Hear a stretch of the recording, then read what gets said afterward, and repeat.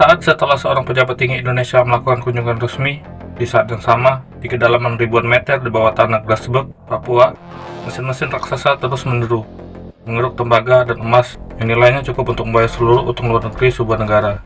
Mengapa pemerintah begitu terburu-buru memberikan izin 20 tahun tambahan, padahal kontraknya baru habis tahun 2041? Mengapa kita seolah ketakutan jika Freeport angkat kaki? Jawabannya tidak ada di teks undang-undang, melainkan di arsip-arsip intelijen. Selamat datang di labirin konspirasi Freeport 2061.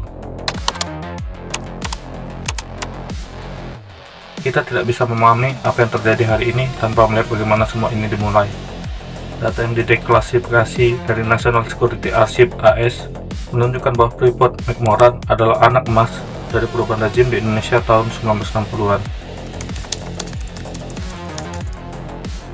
Dokumen-dokumen ini membisikkan betapa AS sangat ngeri melihat Soekarno menasionalisasi perusahaan minyak dan tambang. Bagi Washington, kehilangan Indonesia berarti kehilangan akses ke mineral paling murni di planet ini. Freeport sudah tahu ada gunung biji ekspor sejak tahun 1936 melalui laporan ekspedisi Jean Jacques Dossi, tapi mereka menahan diri sampai kondisi politik Jakarta berubah. Begitu Soeharto naik, kontrak pertama langsung ditandatangani tahun 1967, bahkan sebelum undang-undang penanaman modal asing selesai dibuat. Analisis intelijen ini adalah bentuk ekonomi statecraft. Freeport bukan sekedar perusahaan, mereka adalah jaminan keamanan AS di wilayah Pasifik. Jika Freeport di sana, militer AS punya alasan moral untuk terus memantau stabilitas kawasan tersebut. Lompat ke tahun 2024-2026, pemerintah Indonesia mengumumkan perpanjangan izin hingga 2061 dengan kompensasi tambahan saham 10%.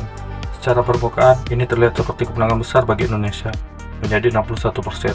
Tapi di balik itu, ada anomali yang tertangkap pada pengamat intelijen ekonomi.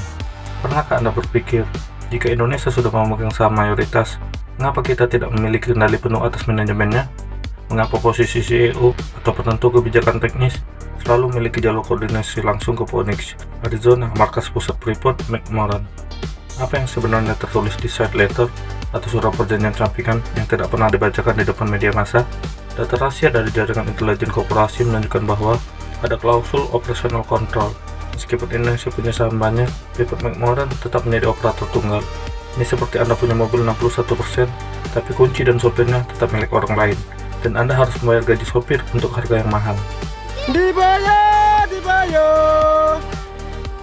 kurai kita, dibayar. Perpanjangan ini tidak terjadi secara organik, ada tangan-tangan kuat yang bekerja.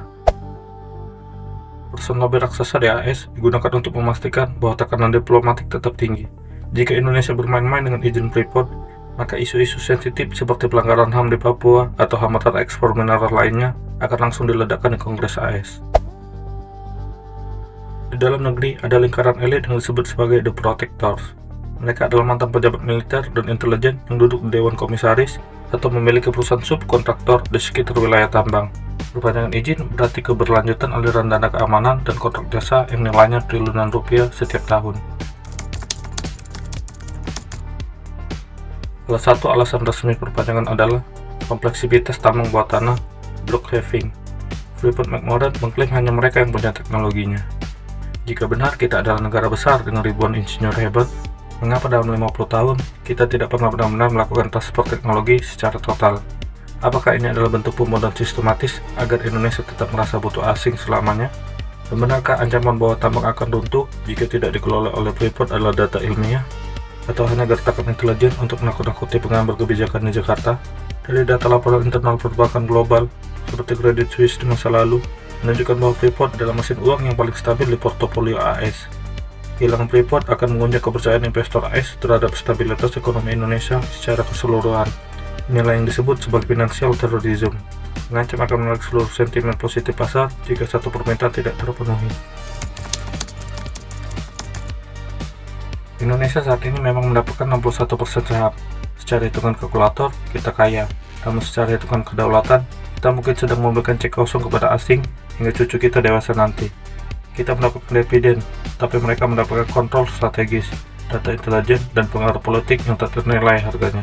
Data-data yang kita bahas mulai dari sejarah 1965, lobby teknologi Sandra, hingga kontrol operasional menunjukkan bahwa Freeport 2061 adalah sebuah mahakarya diplomasi kooperasi yang berhasil menaklukkan nasionalisme Indonesia dengan iming-iming angka saham. Kita tidak sedang bicara tentang tambang biasa, kita sedang bicara tentang sebuah entitas yang lebih kuat dari beberapa kementerian di negeri ini. Sepanjang 20 tahun ini adalah bukti bahwa di balik narasi Indonesia maju, ada ketergantungan yang sangat mendalam pada sistem global yang dirancang di Washington puluhan tahun lalu. Kini, mari kita buka diskusi jujur di antara kita. Setelah melihat pola bagaimana izin ini diperpanjang jauh sebelum waktunya, ditambah dengan ketergantungan teknologi yang seolah dipelihara, apakah menurut Anda saham 61% itu adalah kemenangan nyata bagi rakyat Indonesia?